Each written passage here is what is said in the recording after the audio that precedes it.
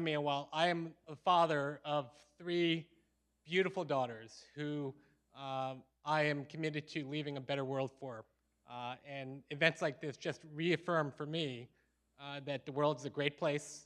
They have a lot to look forward to, and they have a wide-ranging group to support them along the way. So thank you for giving me this opportunity, and thank you to my long-standing friends and colleagues for joining me today. Thanks, I very much Thanks, appreciate it. The topic that we'd like to talk about is about building consensus, or more importantly, sometimes you don't actually have to build consensus, but I think of no better people to give you their perspectives on how to navigate this and how to actually move organizations forward. Because from my firsthand knowledge and experience with Irene and with Nicolle, I've had the privilege of seeing them through a lot of different situations, from smaller standalone entrepreneurial startup to now as high-level execs at these global organizations. And along the way, we've had to deal with a lot of situations where it wasn't necessarily clear that we could get everyone along and make forward progress. So I wanted to ask Irene and Nicolle to share with you some of their perspectives, given that they have such a wide-ranging experience in smaller organizations as well as these larger organizations, and have an open conversation and a question about how have you had to evolve your approach to building consensus and, more importantly, making progress in this changing environment. Maybe we can start with you, Irene. Sure. I'm actually extremely nervous to be talking to all of you today, so thank you for your smiles. They really help. I think, initially in your career, you don't really need to worry too much about getting consensus, especially in technology. Louder. That's my long-standing. Can you hear me okay? Oh, yes. I think as an engineer, you get a spec, and then you build a little bit of software to make that spec work, and you don't need to talk to anyone. I think actually the extent of my trying to get consensus at that time was figuring out where we were all going to go for lunch that day. And as time progressed, and as you move from a small environment where you're a very tight-knit group and you know each other really well, you actually tend to now need to get the herd to move in one or another direction together. As later in life, I moved into project management, where I actually had absolutely no control over anyone and 100% of the responsibility for the delivery of the project. That was very fun. So I think, the most important thing from my perspective is trying to figure out who some of your supporters or some of your advocates can be in the group and use them to help you move things along. When I initially came to NEO at Ogilvy to run their global technology, the introductory email that went out said something like, Irene is here to automate NEO. And just to give you perspective, it's about 1,000 employees, maybe around 40 countries or so. So I very quickly figured out that there were 3 camps of folks in the company. Those who thought I was there to fix their lives, those who thought I was there to fix them, and then a whole slew of people who just couldn't care less about automation. Obviously, I understood, or I thought I understood. My job was to build a big data technology and roll it out and help them work more efficiently and actually service their clients better. So the first order of business really was to try to find who your advocates would be. In my case, I had to create some. So the first bunch of folks that I picked were the ones that thought I was there to make their lives better. And I tried to do that, plus my own job. And then I had some advocates. And in fact, that first product that we built won an award from the client as the best thing NEO had done for them globally all year. And then I had some advocates to help me. And then they helped me roll the system out to the rest of North America, EMEA, and then next year we're gonna do Asia. So that's the big difference between working in a small environment and working in a large corporation, I would say.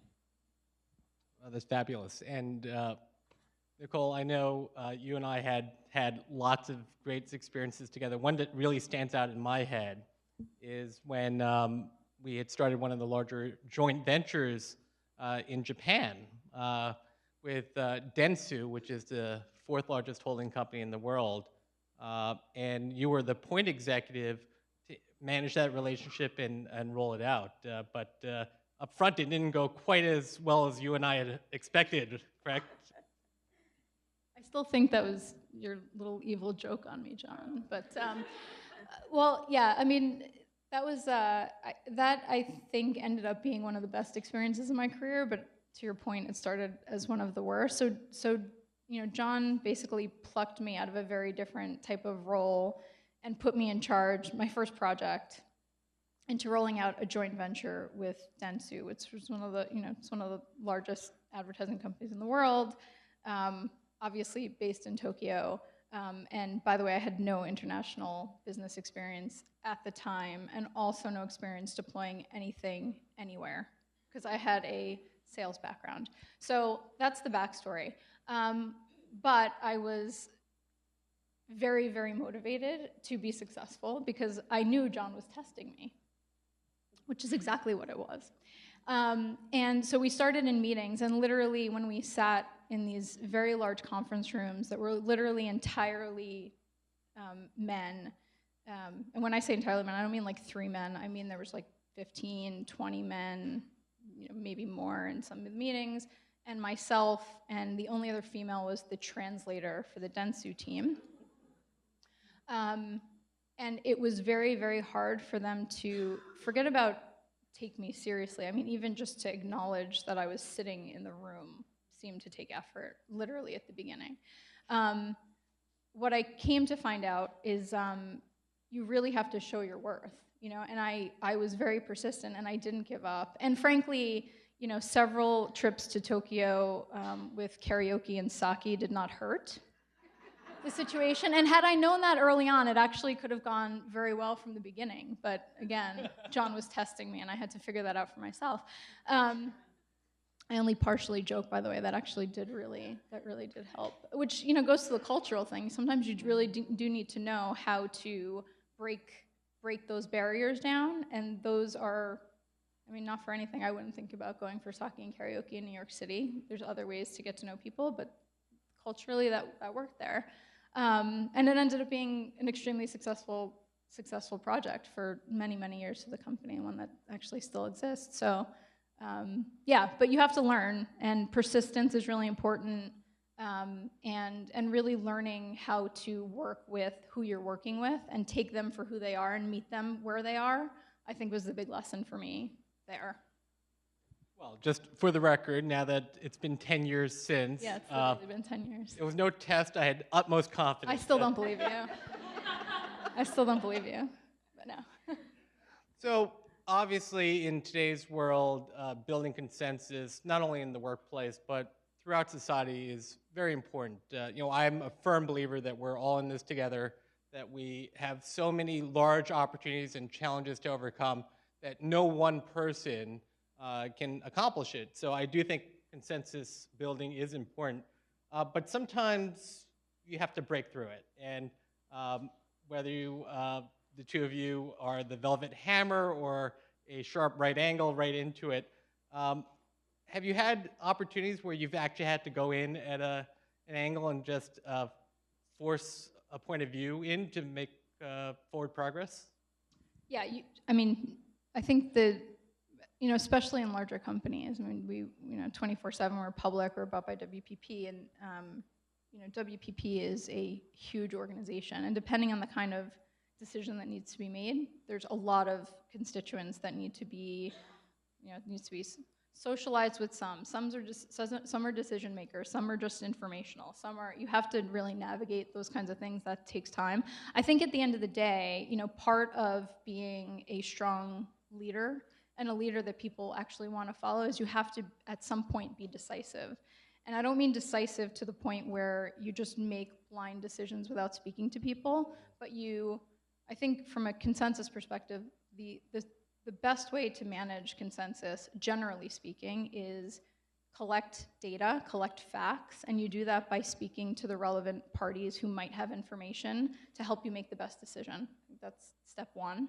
Step two is process it separately from everybody that you've spoken to, because you really need some space and some time to figure that out. And sometimes that space and time, by the way, could be several hours, because in some cases you have to make decisions quickly. You don't have weeks to think about it.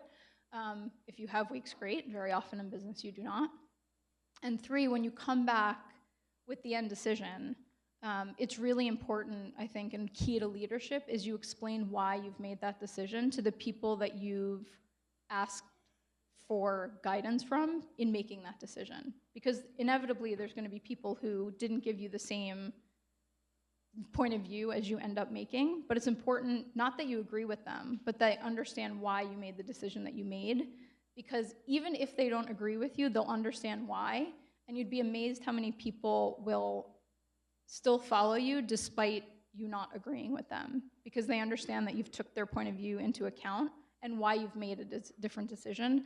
That last part, so few people do. So few people do that last part. Everybody does the first part, so few people do the last part, and that's, I think, where really strong leaders emerge from organizations. And why do you think that people don't do that last part? Because it takes effort.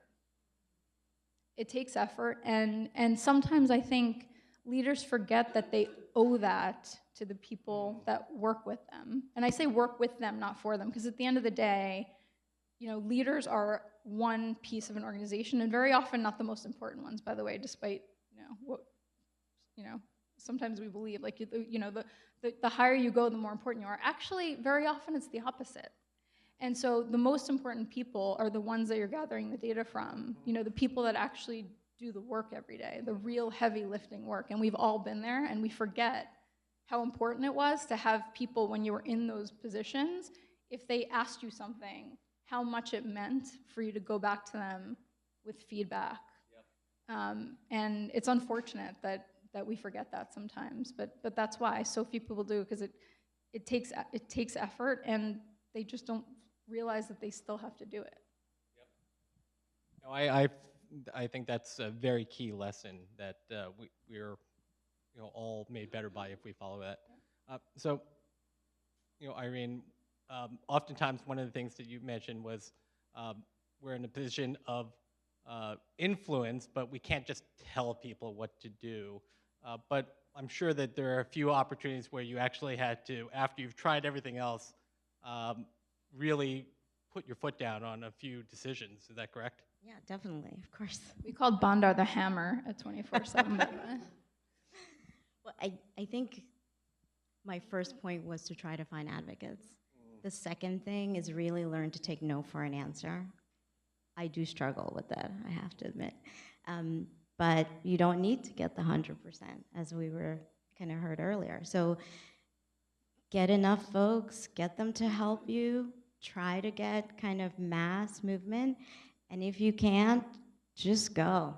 People will follow you if you're passionate enough and if you really believe in what you're doing. And take no for an answer from those folks that are just flatly saying no.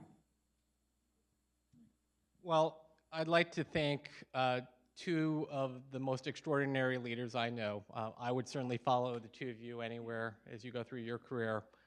And more importantly, two of my most favorite people in the world. I really think that your insights are an inspiration to all of us. And I look forward to just continuing to see you blossom and have more and more success. Thank you very much. Thanks, Jon. Thanks.